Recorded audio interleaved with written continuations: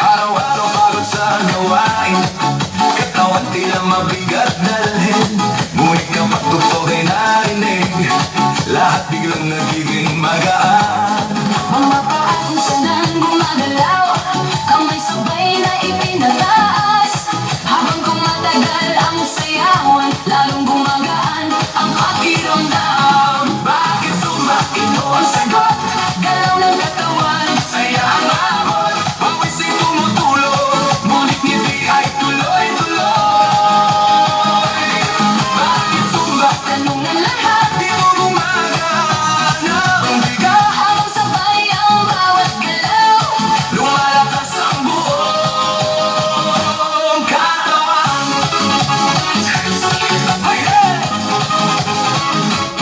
Kapag sama-sama ang grupo, mas nagiging masigla ang galaw. Sigaw ng saya sa paligid, nakakahawa sa damdamin. Puso ay mas nagiging matatag, Hingay mas nagiging malalim. habang tuloy ang bawat galaw. Lakas ay unti-unting dumarami.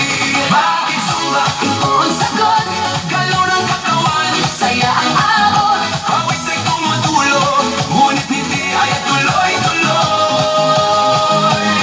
Bakit samba? Tanong ng lahat, Di mo gumagana ang bigat. habang sabay ang bawat galaw.